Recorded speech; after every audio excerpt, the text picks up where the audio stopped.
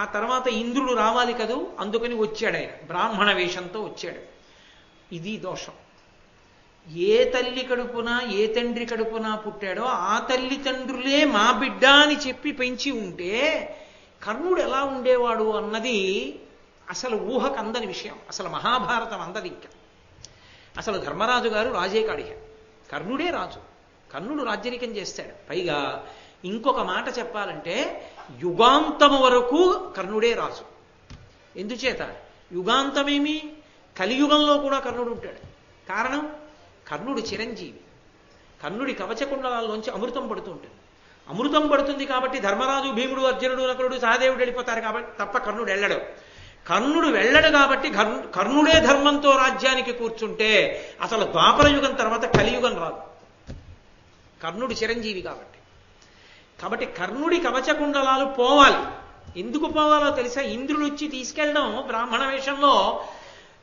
ఏమంటే అంత ఇంద్రుడు ఎంత కొడుకైతే మాత్రం అర్జునుడు బ్రాహ్మణ వేషంలో వచ్చి కవచకుండలాలు అడిగి తీసేసుకోవడం ఏమిటంటే చాలా తప్పు కదా అనిపిస్తుంది. కానీ మీరు ఇంకొక కోణంలో చూడండి. అమృతం స్రవిస్తూ ఉంటుంది కాబట్టి చచ్చిపోడు, కానీ ఓడిపోతాడు. ఖచ్చితంగా అర్జునుడి చేతిలో ఓడిపోతాడు. ఎందుకంటే అస్త్ర సంపద అంతా అర్జునుడిది. అస్త్ర సంపద అర్జునుడిది కాబట్టి అర్జునుడి చేతిలో కర్ణుడు ఓడిపోతాడు. చిత్రసేనుడి చేతిలోనే ఓడిపోయిన వాడు అర్జునుడి చేతిలో ఓడిపోతాడు. ఓడిపోయిన నాడు కర్ణుడు ఎదురుగుండానే దుర్యోధన, దుశ్శాసనాదులు తెగటార్ చేస్తారు పాండవులు.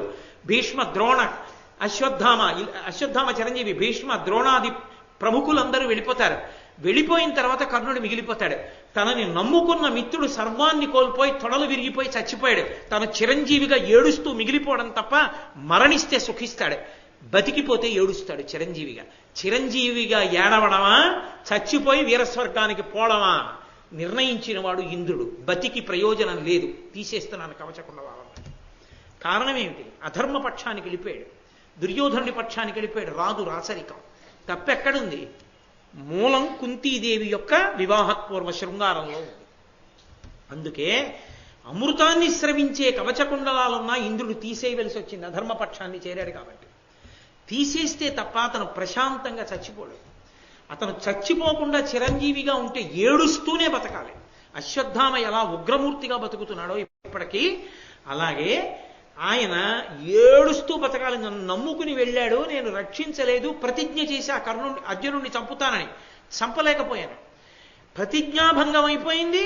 తను చావలేడు, అమృతం స్రవిస్తూ ఉంటుంది. అలా ఉండాలి. చావడం కోసం తన కవచకుండలాలు తానే డుళ్ళించి తీసవతల మారే చచ్చిపోవాలి.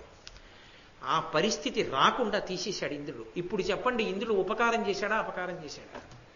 అది Mahabharatam. If you like this video, hit the like button. For more videos, subscribe to our channel. If you have learned anything from this video, comment down below. Subscribe.